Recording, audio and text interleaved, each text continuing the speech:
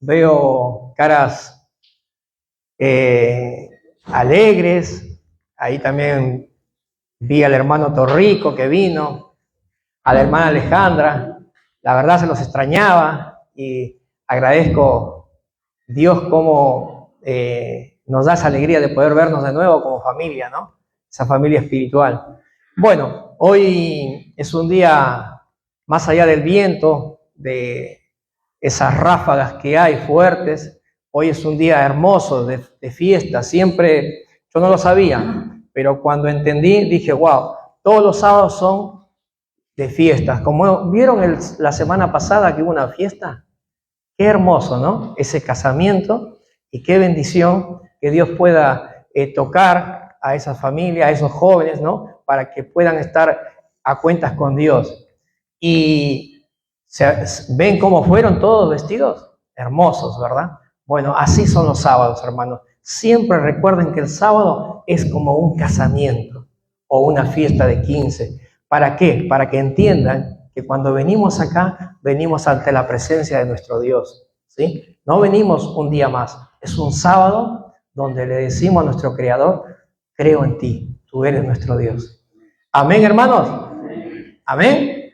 Amén. Maranata, Cristo viene. Amén. Eso. Bueno, hermanos, hoy vamos a tocar un tema muy importante, muy lindo, un tema que creo que todos pasamos y coincide con los tiempos, coincide con este tiempo, coincide con los tiempos que vivimos.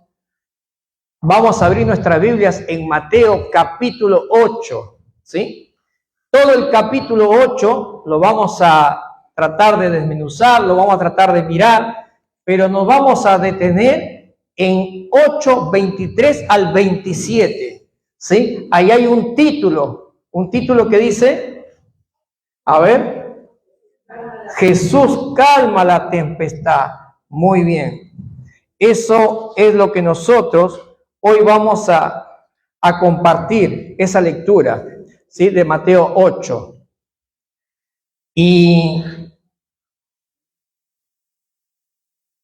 nosotros sabemos que esas tempestades las calma Jesús, el poder que Él tiene. En este pasaje vamos a encontrar tres cosas maravillosas. La primera es la fe, la segunda es el miedo y la tercera es el poder de Jesucristo, ¿sí? En todo el capítulo vemos cómo Jesús se manifiesta dándonos esa confianza, dándonos ese amor y esa misericordia para que cada uno de nosotros podamos comprender en dónde estamos parados o con quién estamos parados, ¿sí? En las lecciones de esta semana decía que en Éxodo 32 dice de que Jesús tiene un lugar para cada uno de nosotros sobre una peña, sobre una roca, que ese es Cristo. Una de las preguntas que quiero hacerles, ¿cómo actuamos ante una tempestad? ¿Cómo actuamos? ¿Cómo nosotros, capaz que ayer ya sabíamos que se venía un viento, una tormenta? ¿Cómo actuamos? ¿Cómo nos preparamos? ¿De qué forma actuamos? Orando. Muy bien, amén. ¿De qué otra forma podemos actuar? ¿Qué haces cuando te das cuenta de que hay tormentas que pasando, de repente ruidos, ¿sí? Y uno se imagina, pero ¿qué tormenta estás pasando? El Espíritu Santo hoy te ha traído acá. No has venido por casualidad, no has venido porque se te antojó, sino que el Espíritu Santo te motiva, ya sea lo que el Espíritu Santo vea en vos, te motiva para que estés acá presente. La pregunta, ¿por qué tormenta estás pasando? La angustia. Yo veo mucha gente que anda desesperada, angustiada, ¿sí? Gente decepcionada. Yo veo y lo vivo muy cerca, ¿sí? Personas que no se encuentran, que no se llenan con nada, que tienen trabajo, que tienen cosas, que tienen autos, que tienen la familia, pero están vacíos. No le encuentran un motivo. Personas jóvenes, inteligentes, jóvenes que están con toda esa inteligencia en su cabeza, profesionales, pero ¿qué pasa? Están vacíos, no le encuentran una salida a su vida. Y hoy el Señor quiere enseñarnos realmente en estos pasajes, ¿sí? De qué o cómo encontramos ese vacío, cómo podemos llenar ese vacío. Para abrir su palabra, vamos a orar, hermanos, ahí como estamos, vamos a tener reverencia. Oremos. Padre amado que estás en los cielos, Señor, al abrir tu palabra, queremos que tu promesa, la cual tú, Señor, has dejado acá, esa promesa del Espíritu Santo, hoy, Señor, en cada uno de nosotros pueda manifestarse, Señor, para darnos entendimiento, paciencia, Señor, si no comprendemos, para que tú, Señor, nos instruyas, para que tú, Señor, nos prepares, Señor, ante estas tempestades, Señor, que hay en nuestras vidas. Señor, gracias te damos, porque tu promesa es real, es viva. En el nombre de Jesús te lo pedimos. Amén y amén. El capítulo 8, hermanos, habla sobre Jesús. Dice de que Jesús vino, ¿sí? Y en el versículo 1, del versículo 1 al versículo 4, dice que se le acercó, ¿quién? Un leproso, ¿sí? Se le acercó un leproso. Ese leproso vino a Jesús y Jesús le dijo, ¿quieres sanarme? Y Jesús le dijo, quiero. ¿Y Jesús qué hizo? Lo sanó. ¿Saben lo que es un leproso? ¿Saben lo que era un leproso en aquella época cuando estaba Jesús? ¿Saben qué significaba ser leproso? Ser leproso significaba ya no tener esperanzas. Ser leproso era una persona desahuciada, era una persona que ya no le encontraba un sentido a su vida. Y ese leproso se acerca a Jesús. Hoy tal vez podemos decir un cáncer o una enfermedad terminal, donde el médico te dice, no hay más solución. Y ese leproso se acerca ya como última instancia a Jesús y le dice, quiero sanarme. Y Jesús le dice, recuerden esa palabra, ¿quieres? Yo quiero, le dice Jesús. Y Jesús lo sana. Ahora vemos otro pasaje maravilloso, del versículo 5 al versículo 13, donde habla de un centurión. Donde un centurión viene desesperado a los pies de Jesús y le dice, Señor, Maestro, mi siervo está pereciendo, mi siervo está grave, mi siervo necesita ser curado. Y Jesús le dice, vamos. Fíjense cómo actúa Jesús. Hermano, es importante analizar cómo responde Jesús. Jesús le dice, vamos, te acompaño. ¿Y cómo responde el centurión? Maestro, yo no soy digno de que tú vengas a mi casa. Quiero que tú solamente digas la palabra, porque yo también tengo gente a mi cargo. Y si yo digo, vengan, ellos vienen.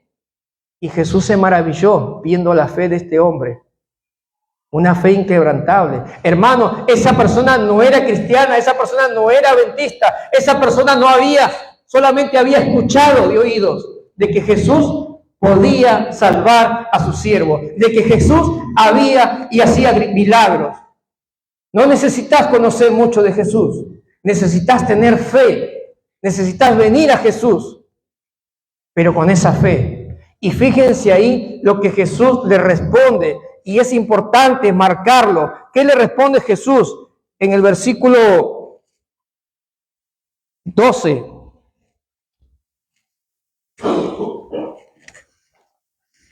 ¿Qué es lo que le responde al centurión?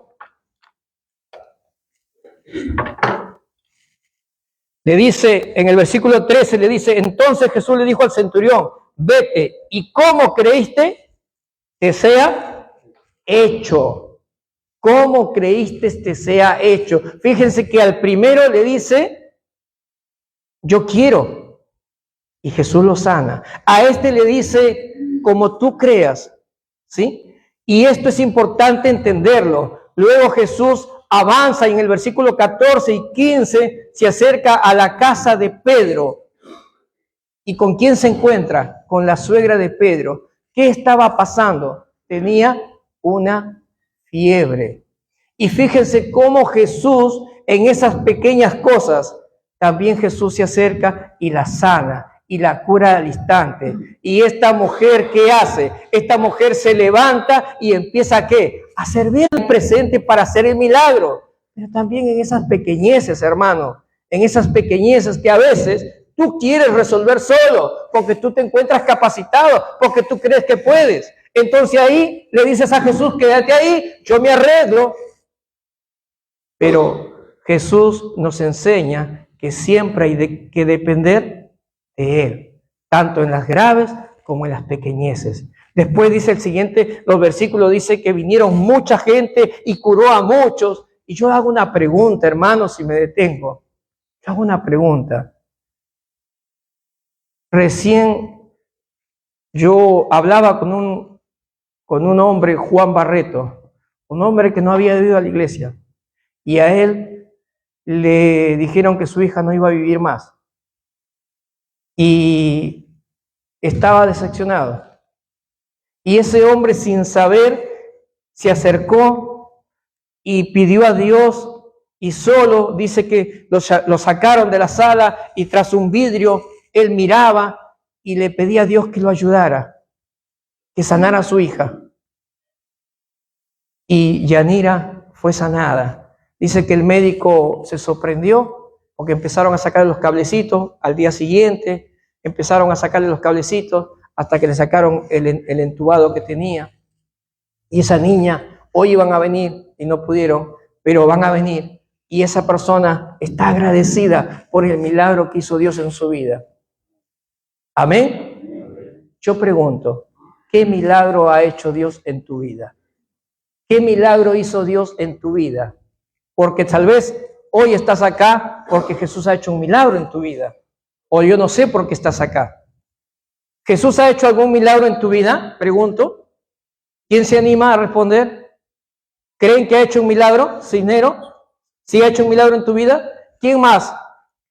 Bien, hermana Nancy, bien, hermano David, bien, Chela, bien, Anto. Hermano, no tengamos miedo. Glorifiquemos a Dios. Jesús ha hecho un milagro en mi vida. Por eso yo estoy acá. El primer milagro es que el Espíritu Santo me ha convencido de que soy pecador. De que estoy acá porque necesito de Jesús. Y el milagro que hoy hizo la mañana es poder abrir los ojos. Poder levantarme y decir, Señor, hoy tengo que ir a la iglesia. Tengo que agradecerte. Tengo que glorificarte. De ustedes también, y tenemos que levantar la cabeza en alto, sabiendo de que tenemos un Dios que hace milagros constantemente. Y tenemos que ir a este mundo de oscuridad y decirles que nuestro Señor Jesús es el que me ha salvado. Por eso yo estoy acá. Y no tengamos vergüenza. Es una lucha grande. Los jóvenes, todos nosotros lo vivimos. Todos. Hoy yo hablaba con mi hija está por venir a la iglesia y me decía, pa, tengo una lucha grande. Hay algo que me impide. Esfuérzate, le decía, hija, pero es difícil, no es fácil, no es fácil. Y ahí es donde tenemos que estar, como dijo el hermano, ahí tenemos que estar los que somos cristianos, esos que se llaman discípulos de Cristo. Ahí tenemos que estar visitando a las personas que necesitan de nosotros. Pero hermanos, dice el versículo 23, que llegó la noche. Llegó la noche y Jesús, cansado, le dijo a los discípulos, vamos a la barca, subamos a la barca. Y subieron a la barca, ¿verdad? Subieron a la barca. ¿Y qué pasó en la barca cuando ellos subieron a la barca? Versículo 24 dice que vino una tempestad de repente. ¿Vino de repente esa tempestad? ¿Las tempestades vienen de repente? ¿No? ¿O sí? Hoy sabíamos que venía una lluvia, ya se preparaba y nos avisa que viene algo. Yo me acuerdo cuando estaba en el mar, me fui a pescar y me metí adentro, empezaba el mar a hacerse como burbujitas, como blanco, avisando de que venía. Los pescadores los llaman como corderitos, dice, y se empieza a venir. Y si tú no conoces el mar, ¿qué pasa? Te atrapa y te lleva y te puedes morir. Pero el mar va avisando, o los que son conocedores dicen, viene viento norte, viene viento sur, wow, me tengo que salir. Y fíjense algo interesante, y vamos a leer todos esos versículos, son 4 versículos. Dice en el versículo 23, entró en la barca, capítulo 8 de Mateo, versículo 23, entró en la barca y sus discípulos lo siguieron.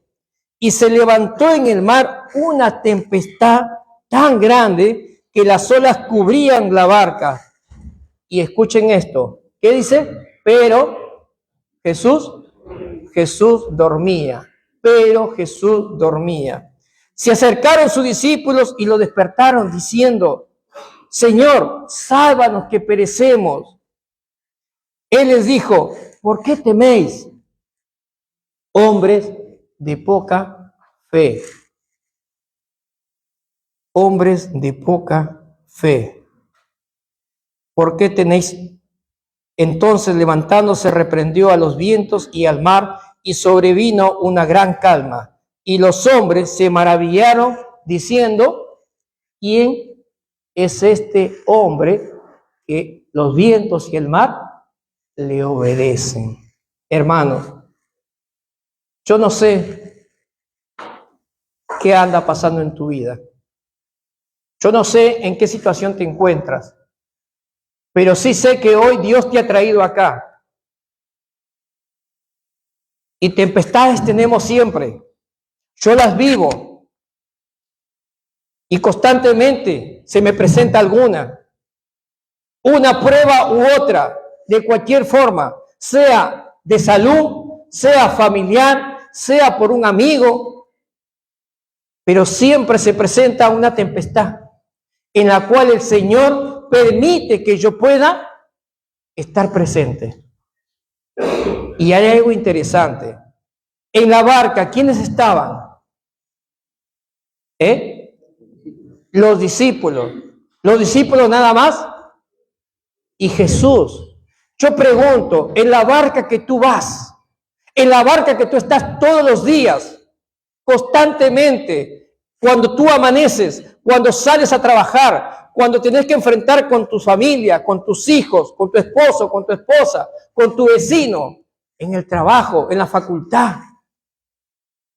en esa barca que tú vas diariamente, que es algo personal, algo entre tú y Dios, esa relación. ¿Cómo actúas?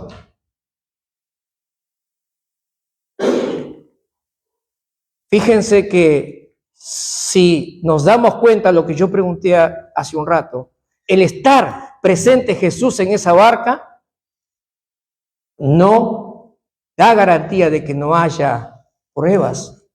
Estando con Jesús son las pruebas que tenemos. Estando con Jesús son las tempestades que vienen. Pero ¿por qué vienen esas tempestades? ¿Por qué vienen esas tormentas? ¿Por qué hay tempestad en mi vida si yo acepté a Jesús? Yo no sé cuál fue la razón por la cual tú estás acá. Yo no sé por qué tú aceptaste a Jesús. Si tú creíste que al lado de Jesús no ibas a tener más problemas, te equivocas. Si tú pensaste que con Jesús no ibas a pasar más sufrimiento, te equivocas. Pero sí hay una gran certeza que con Jesús vas a resolver todo. Pero hermanos, muchas veces Jesús muestra milagros en nuestras vidas, como recién preguntaba, y seguramente ha hecho algún milagro en tu vida, y muchos milagros ha hecho Jesús en tu vida, pero llega un momento en el que viene la noche, en ese momento donde tú crees y te sientes confiado de que estás con Jesús. y te encuentras alegre porque has visto milagros que ha hecho Jesús en tu vida. Pero llega una gran tormenta, y esa gran tormenta, ¿saben dónde vino? En el área donde ellos conocían. ¿Qué eran los discípulos? Pescadores. ¿Conocían el mar? Conocían el mar. Y muchas veces, ¿sí?, los problemas que tú puedas tener puede ser en el área que tú conozcas, en el lugar donde tú estés, en el lugar que tú dominas. Ahora, ¿por qué Jesús permite que haya un problema en ese momento? ¿Qué pasa? ¿No me quiere? Los discípulos empezaron a querer salir. Imagínense la barca, llovía, tormenta, el agua que caía, sobrecaía. Unos que sacaban el agua, otros que remaban, otros que agarraban tratando de salir. ¿Cómo actúas tú cuando tenés un problema? El hermano Cisneros decía, orando. Yo pregunto, y esto es algo personal, y esto es algo para meditar y ponernos a pensar, ¿cómo actúo yo cuando tengo un problema? ¿Actúo como los discípulos? Porque fíjense que es muy natural.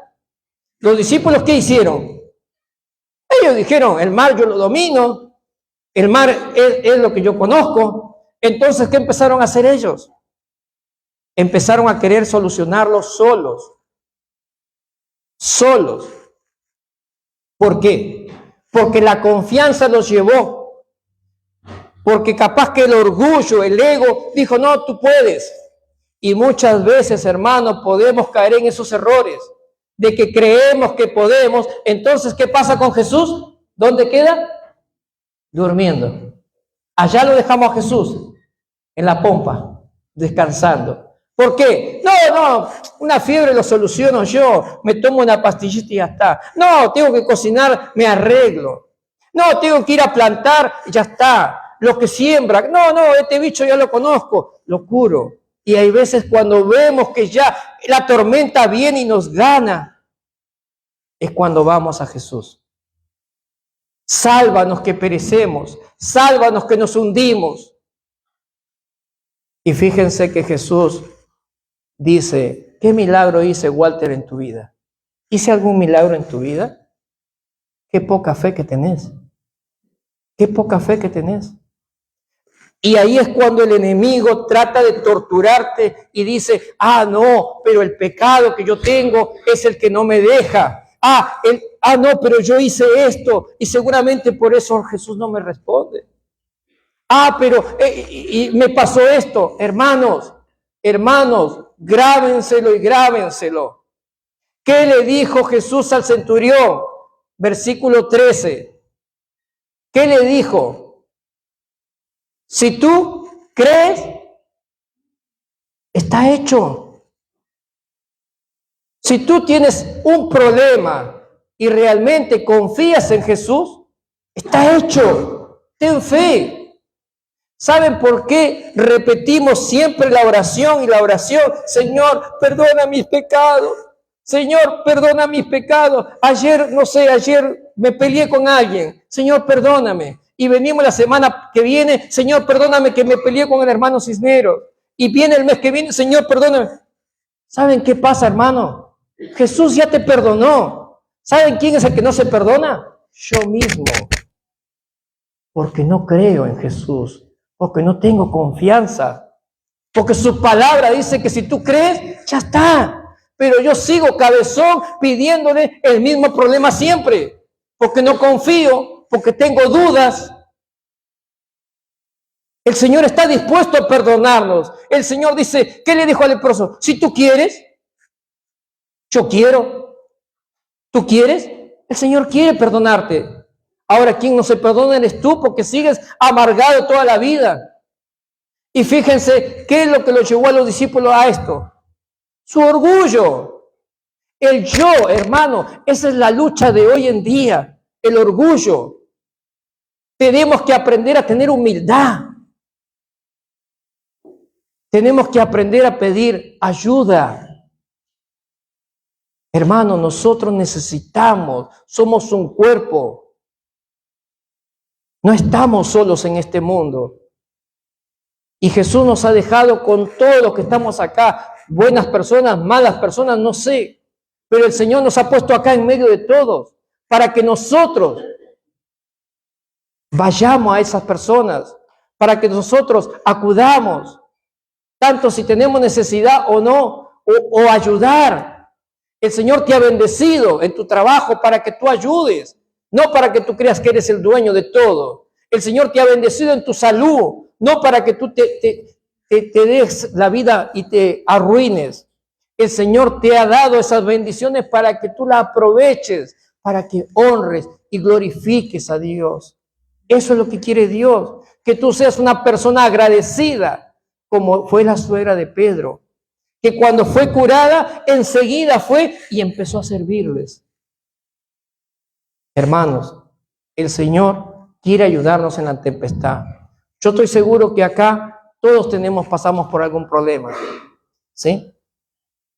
Ya sea de enfermedad, ya sea un problema económico, ya sea un problema. Hay gente que está en la cárcel sufriendo, acusados sin tener ninguna culpa. Hermanos, tenemos que aprender a confiar en Cristo. Y las pruebas muchas veces Dios las permite. Y fíjense que si ustedes leen el pasaje, Jesús le dijo a los discípulos, vamos a la barca. Quiero ver cómo está tu vida preparada. Quiero ver cómo estás. Quiero ver si aprendiste. Porque durante todo el día que tú me conoces a mí, vine mostrándote milagros que yo he hecho. Vine mostrándote que yo soy tu Dios. Vine mostrándote que para mí no hay nada difícil, ni la muerte. Entonces Jesús te da un examen para ver cómo está tu fe. Pero no para que actúes solo. No para que actúes tú humanamente, sino para que lo invites a Jesús. Jesús está dispuesto. Fíjense que corrieron a avisarle a Jesús y Jesús enseguida estaba ahí. Pero Jesús esperó ver qué hacían los discípulos. ¿Por qué Jesús dormía mientras que ellos estaban desesperados? ¿Por qué? ¿Se han preguntado? ¿Tú puedes dormir en una tormenta? ¿Tú puedes dormir cuando pasas por algún problema? Es difícil. Te desvelas. No podés, estás incómodo, dando vueltas. ¿Saben por qué Jesús dormía? Porque Él sí conocía a su Padre. Porque Él sí tenía fe. Porque Él sí tenía confianza en Dios. Y eso es lo que Dios quiere. Eso es lo que Jesús quiere que tú y yo hagamos. Que aprendamos a tener confianza. Fíjense que Jesús se levantó y lo primero que le dijo, hombres de poca fe. No le dijo otra cosa. Y después vino ¿qué? La calma. Hoy en día, si tú estás pasando por algún problema, el Señor quiere que tú confíes en Él. Y tal vez hoy nos dice a cada uno de nosotros, hombres, mujeres de poca fe, la iglesia de Olmos, ¿sí? ¿Dónde está la fe? El Señor no lo reprendió por miedosos. El Señor lo reprendió porque no tenían fe. Y el Señor nos llama a que tengamos fe. Y tal vez te pase lo que dice en el versículo 27, que los discípulos se maravillaron porque se sorprendieron. Se sorprendieron. ¿Quién es este? Y cuando decís, ¿quién es este? La pregunta es, ¿conoces a Jesús? Puedes estar acá en la iglesia muchos años. Puedes estar acá viniendo, no sé, 10, 15, 20 años, o viniste ayer. ¿Conoces a Jesús? ¿Confías en Él?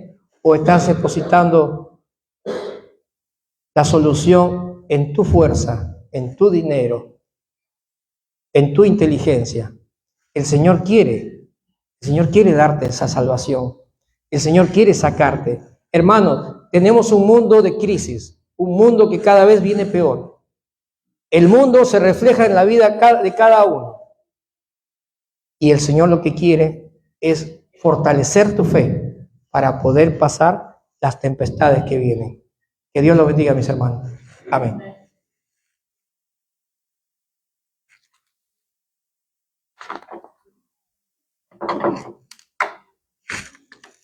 Muy agradecidos a Dios en esta mañana por el hermoso mensaje, que es muy importante para la vida de cada uno de nosotros, para afianzar nuestra fe. para depositar cada dificultad, cada problema que haya en la vida en nuestra cabeza. Nos ponemos de pie y como agradecimiento vamos a entonar un himno 151.